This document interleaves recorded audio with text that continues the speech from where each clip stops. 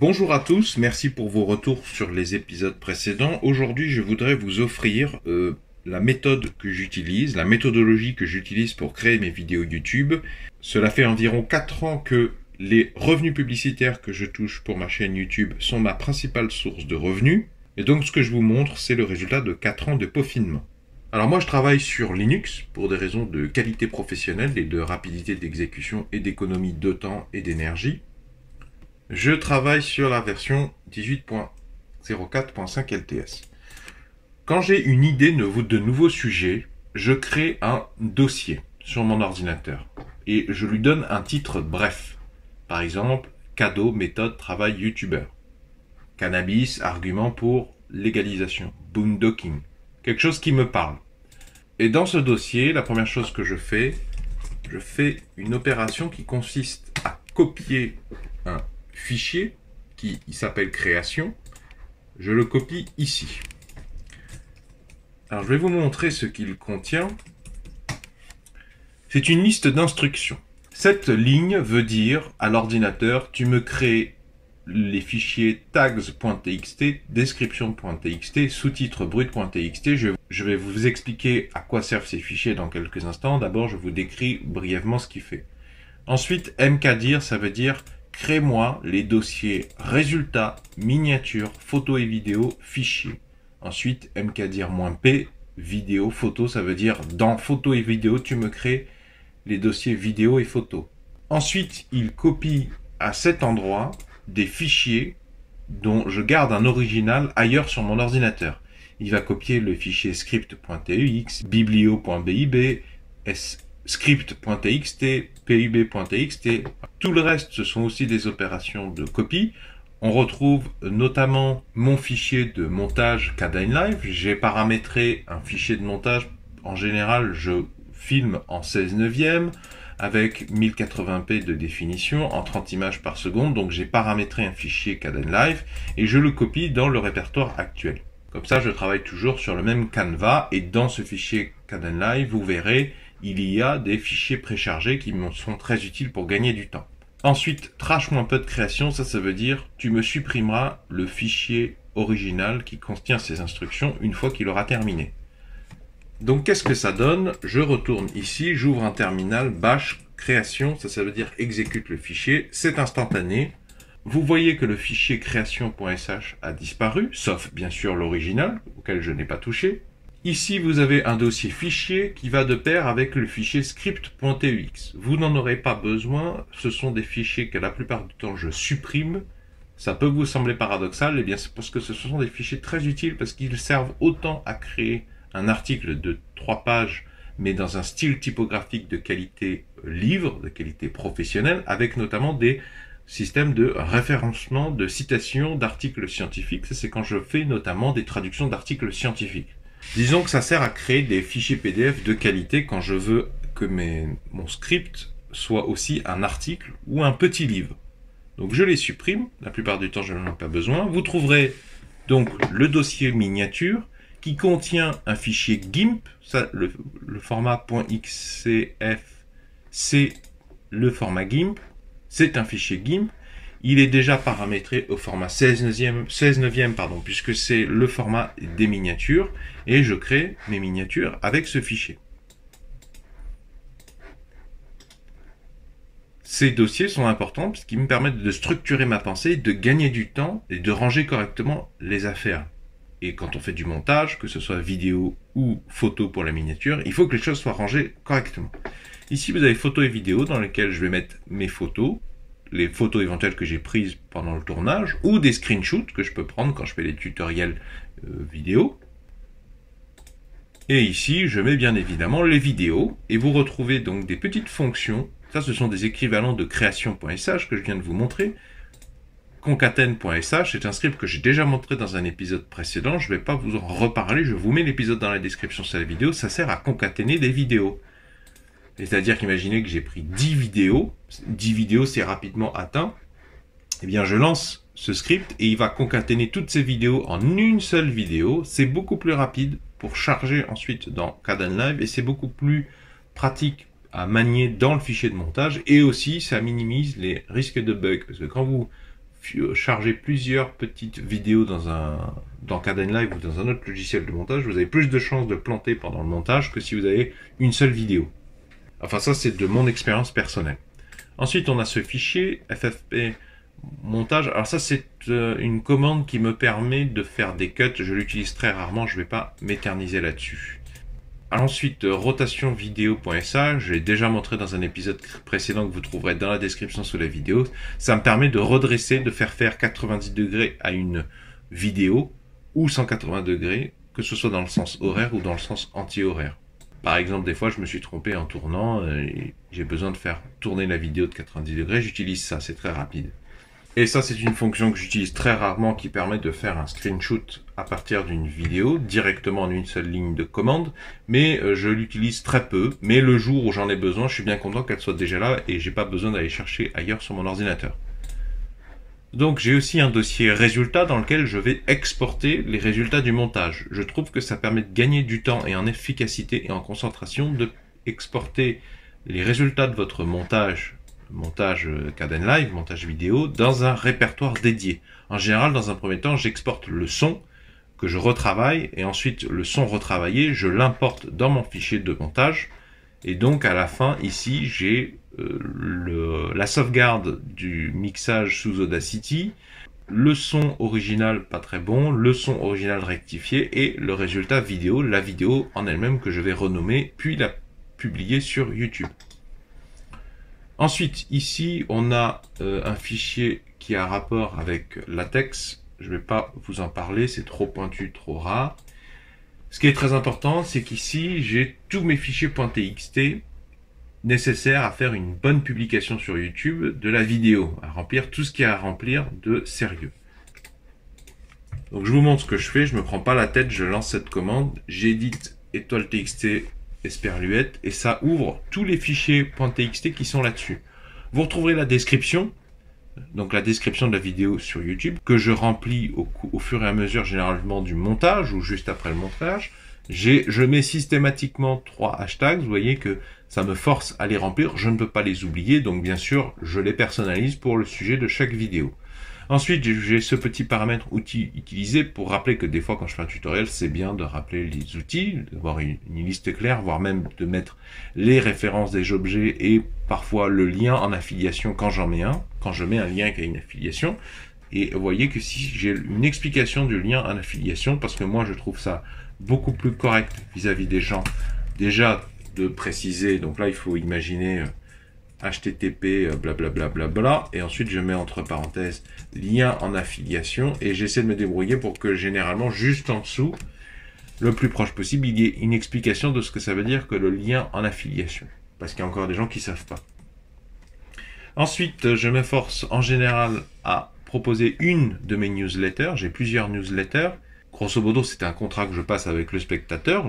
Il me donne son adresse email et un prénom ou son pseudo. Je respecte la réglementation générale de protection des données et je m'en sers uniquement pour lui envoyer certaines de mes vidéos futures sur des sujets bien particuliers.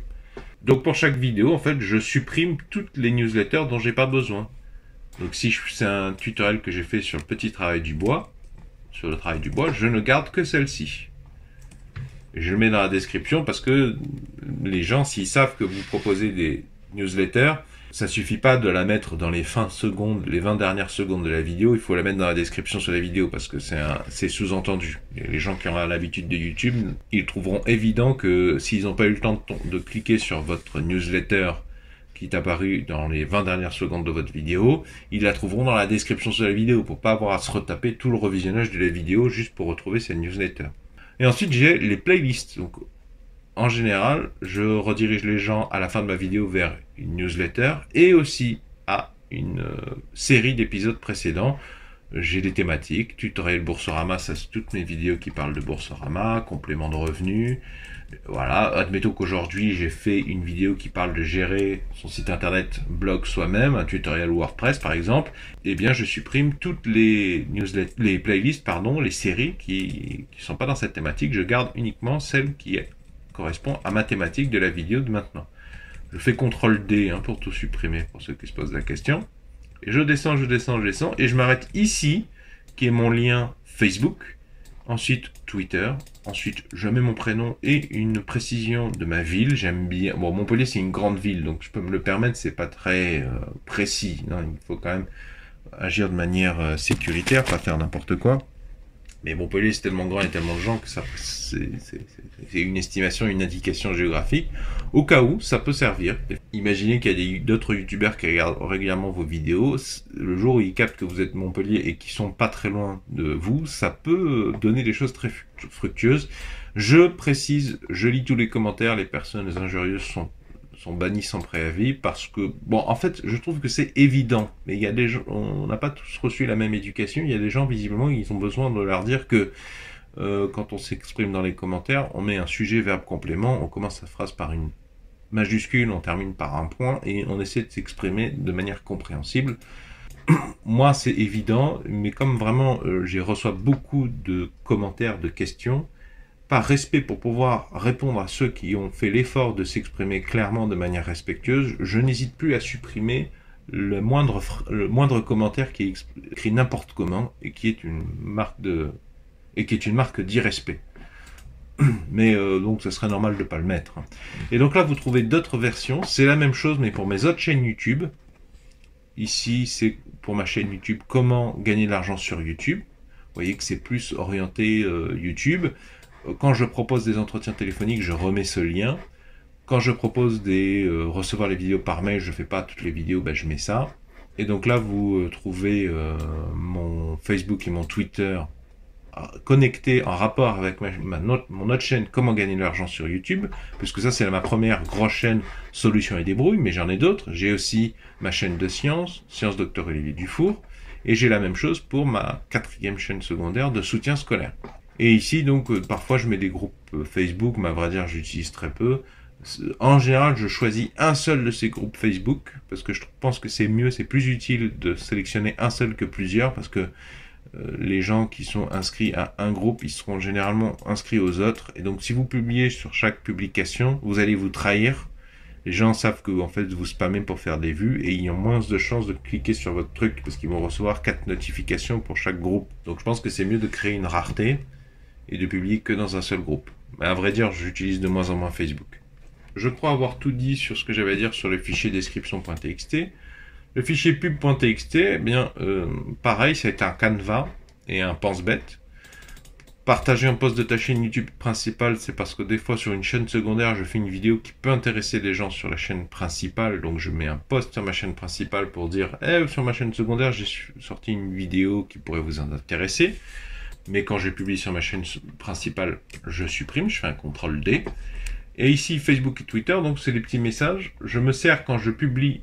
Et donc Facebook et Twitter, là, je vais copier, dès que je publie une vidéo sur YouTube, je vais copier l'URL que YouTube vous donne tout de suite ici. Comme ça, le lien est sauvegardé.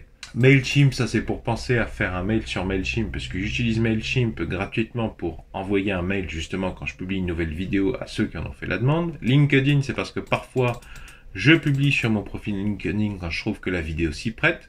Les groupes Facebook, ben ça c'est pour mémoriser quel groupe Facebook j'ai sollicité, sur quel groupe Facebook j'ai publié ma vidéo, de manière à pas le refaire. Et puis si a posteriori je me demande si je l'ai fait, ben j'ai une trace.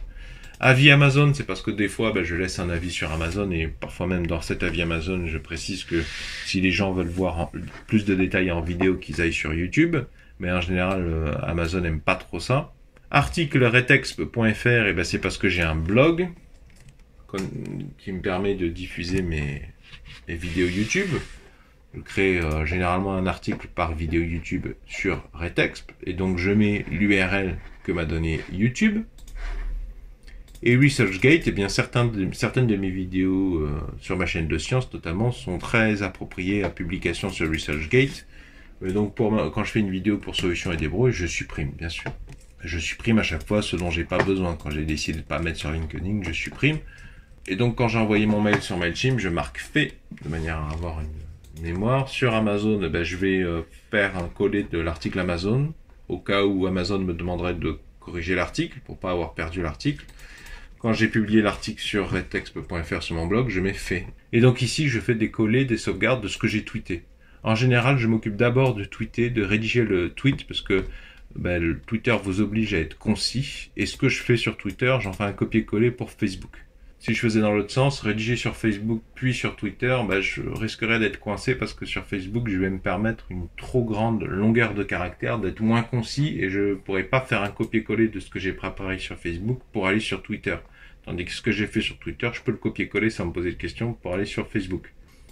Ensuite, script.txt, eh bien quand je publie une vidéo, quand je sais qu'aujourd'hui je vais pouvoir terminer, peaufiner ma vidéo et la publier aujourd'hui, je mets la date. Donc là aujourd'hui on est le 1er décembre 2020. Voilà. Généralement j'ai deux titres. Le titre du fichier de vidéo, résultat final qui va se retrouver là. Avant de l'uploader, je lui donne généralement un nom de fichier avec des mots-clés.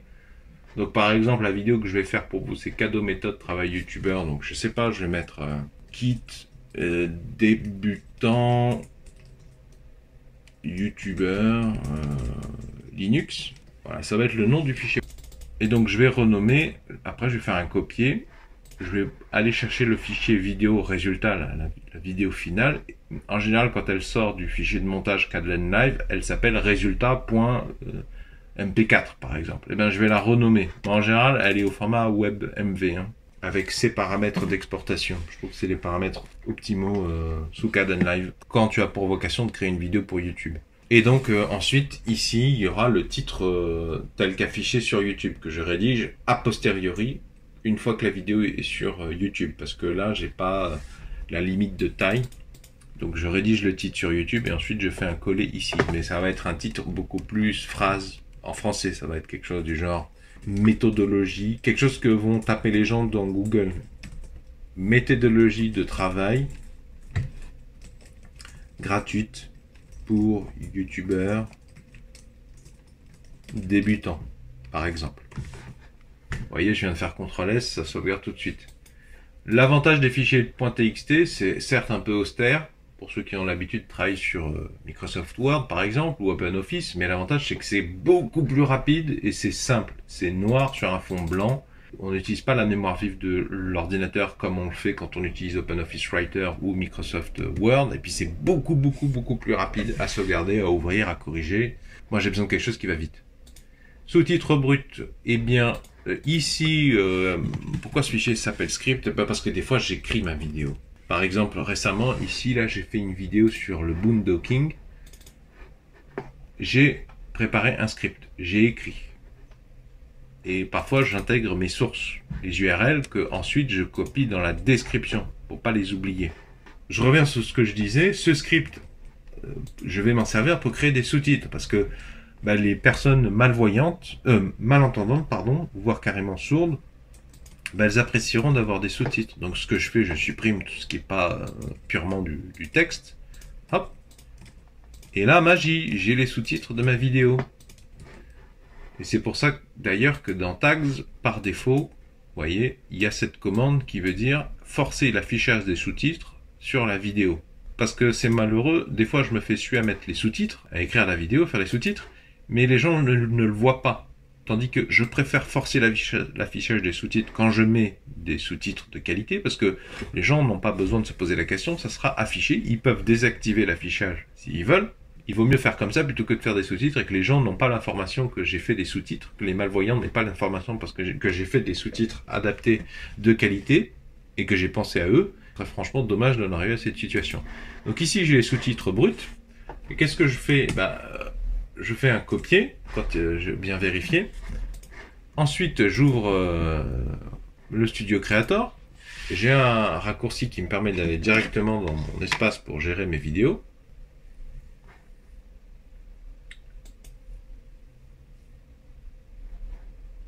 Sous-titres. Alors, vous voyez qu'il n'y a pas de sous-titres de publier. Ici, vous pourrez parfois avoir affiché automatique, sous-titres automatiques. Ça, ce sont les algorithmes qui font de la prédiction de sous-titres. Mais en général, il y a trop d'erreurs. C'est pas aussi qualitatif que nos sous-titres bruts. Je fais ajouter. Je clique sur synchronisation automatique. Et je fais un copier-coller de ça.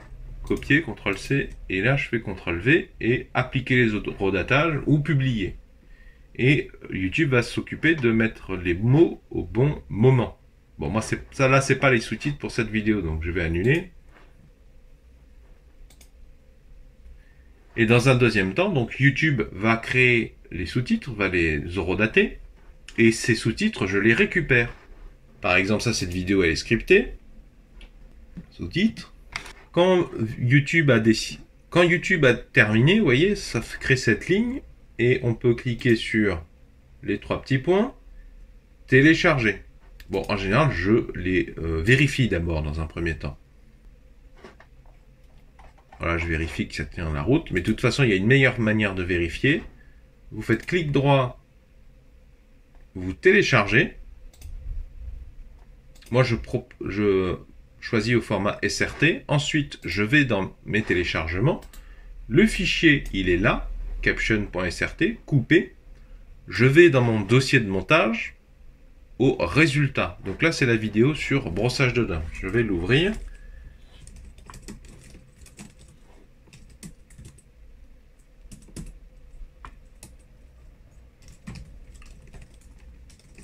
Elle est là. Donc je vais dans résultat et je la colle ici. Et ensuite, ce fichier, je fais CTRL, donc clic droit, renommer, CTRL C pour copier le titre, et là je renomme le fichier. Pourquoi? Eh bien, là je l'ai déjà fait. Quand vous donnez le même titre aux deux fichiers et qu'ensuite vous lancez la lecture de la vidéo avec le logiciel VLC, VLC automatiquement, quand il voit qu'il y a un fichier SRT qui porte le même nom, il va mettre les sous-titres. Donc là j'ai coupé le son, pour ça que vous ne l'entendez pas. Et vous voyez, là j'ai l'affichage des sous-titres. Et donc j'ai juste à écouter la vidéo pour voir si effectivement le calibrage est bon. En général, il faut surtout aller vers la fin. Parce que s'il y a eu des décalages entre temps, ça sera visible fortement ici, enfin vers la fin de la vidéo, le dernier quart, le dernier tiers. Ça va beaucoup plus vite de vérifier si les sous-titres sont bons. Donc je ferme, et donc j'ai sous-titres définitifs, quoi, version fine. Et l'avantage, c'est que là, j'ai toujours les sous-titres bruts. Et les sous-titres bruts, je vous encourage à les mettre dans la description, sous ça. Parce que c'est extrêmement bon pour le référencement de votre vidéo. Parce que YouTube se sert, il fait des calculs d'occurrence de mots, il fait de l'analyse sémantique. Et donc ça, non seulement vous pouvez le mettre dans la description, pas tout le temps parce que rapidement il y aura trop de mots, mais vous pouvez garder les articles qui sont les plus importants. Ça permettra d'être très bien référencé. Et surtout ça, eh ben devinez quoi, ça me sert sur mon site internet Retext. Par exemple, ma vidéo là, sur le brossage des dents, j'ai mis ça, en fait, ce petit paragraphe, c'est les quelques lignes. En fait, si vous regardez bien ça, ce sont d'autres versions du titre. Mon meilleur titre, je le mets en titre de l'article. Et je mets d'autres versions qui sont là pour faire de la bonne analyse sémantique, pour les algorithmes référencient bien ma vidéo. Ça, c'est ici à l'origine, je ne vous en ai pas parlé tout à l'heure, mais je mets ça directement sous les tags. Voilà, vous voyez, santé, dentaire, astuce, les phrases. Ensuite, je mets l'URL de la vidéo, encore une fois le titre, et là, vous voyez, ce sont les sous-titres bruts. Je ne pourrais pas mettre les sous-titres horodatés au format SRT. Donc je suis bien content de les avoir conservés.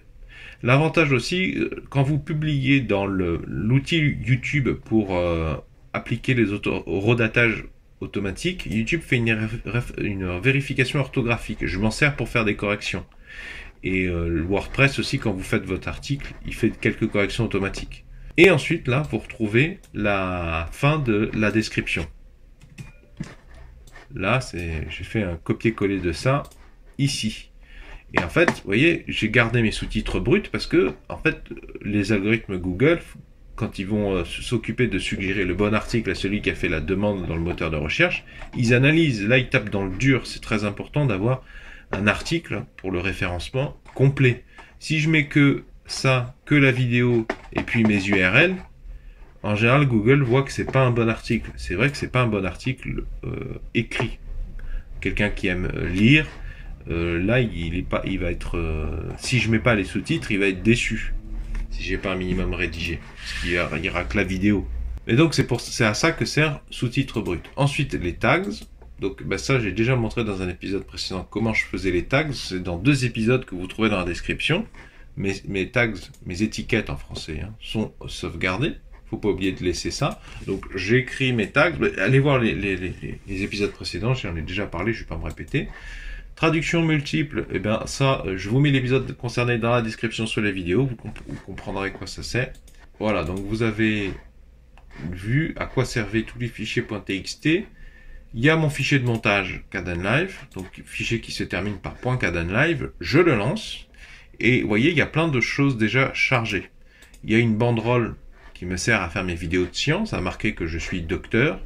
Je fais, en fait, j'ai ma vidéo ici, je mets cette banderole, ça va afficher en permanence quand je le veux, par exemple 20 secondes, les 20 premières secondes de la vidéo, les 20 dernières, ça me permet de rappeler que je suis docteur et que je mets mes références scientifiques dans la description, pour ceux qui veulent en savoir un peu plus.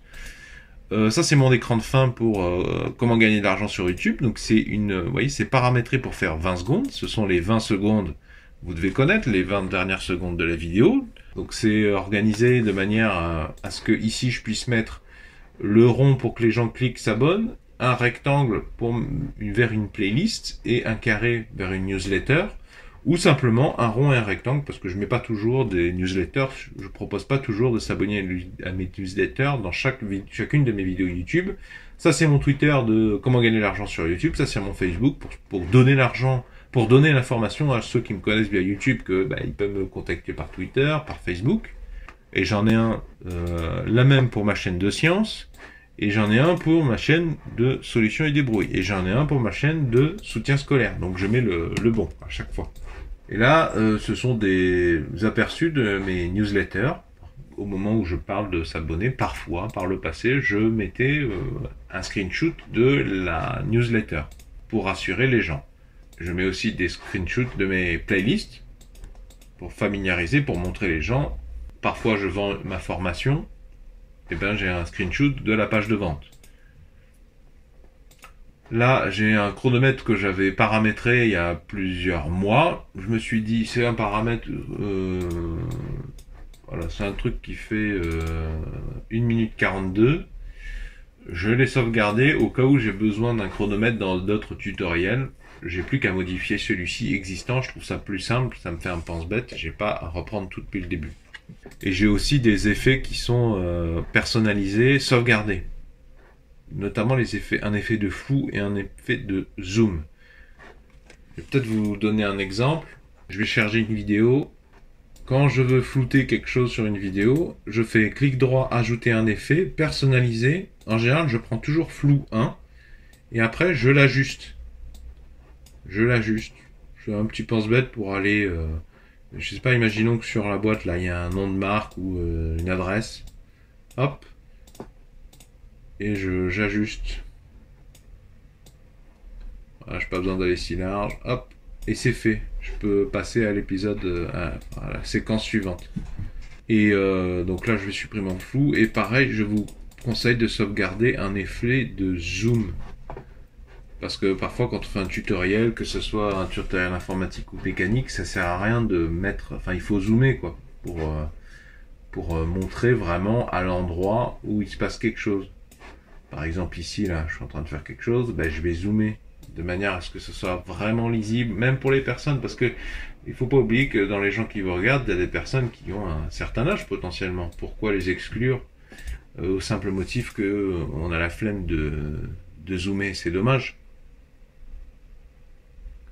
Même si ça dure que quelques secondes, des fois zoomer c'est utile. Vous voyez, je peux zoomer juste pendant un petit intervalle de temps, et après je supprime l'effet ici, je supprime l'effet ici, ce qui va donner voilà. Et après, quand c'est bien fait, les gens s'en rendent même pas compte en vrai. Ils apprécient le zoom, mais ils le remarquent même pas. Dernière chose que j'ai pas montré, c'est ça, vide blanc. Alors vous trouverez dans l'épisode dans la description sous la vidéo, mais concrètement, pour en revenir, pour vous montrer rapidement à quoi ça sert. À quoi ça sert? Eh ben, en général, je fais des cuts dans mes vidéos, comme pendant le montage. Plutôt que de faire à chaque fois clic droit, supprimer l'espace, je perds beaucoup de temps, je trouve. C'est inutile et c'est assez humiliant parce que c'est une tâche qui peut être faite par un ordinateur. Quand j'ai coupé que ce qui m'intéresse, je ferme mon fichier. En général, je fais CTRL-C, CTRL-V. Ça me fait une sauvegarde au cas où. Et là, je fais clic droit, bash, et je lance la fonction vide blanc ici. Bash vide blanc. Et ce que ça va faire, ce que ça a fait cette fonction, l'exécution est instantanée quasiment, ça va modifier ce fichier de manière à faire sauter tous les blancs. C'est pas encore parfait, mais surtout ça relance le fichier, donc je peux continuer directement à travailler. En général, à ce moment-là, je fais une exportation de l'audio pour ensuite faire du mixage sous Audacity. Désolé pour le son de la moto, je vais attendre qu'elle s'en aille. Donc j'exporte au format Wave dans mon dossier résultat, encore une fois. Donc ici, hop, l'exportation est en général très rapide puisque c'est que du son, pas bien lourd. Ensuite je viens là, je fais clic droit.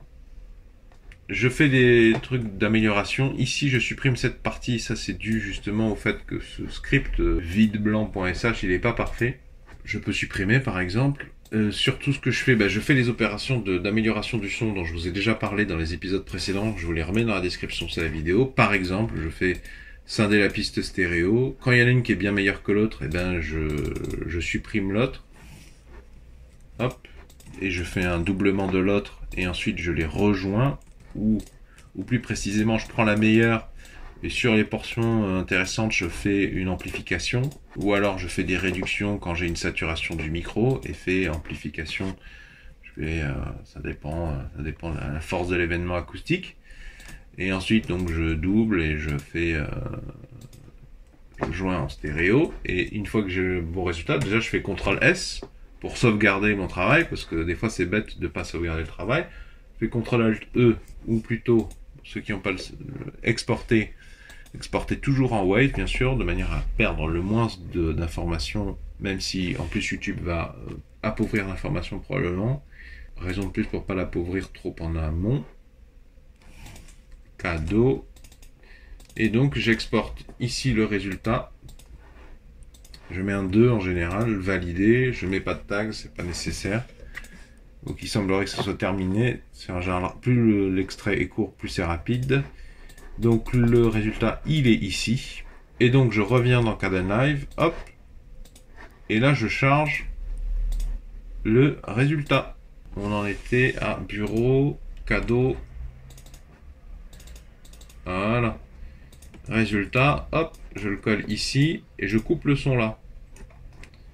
Et donc je vous disais, ensuite je tape ECR et là j'ai mes écrans de fin.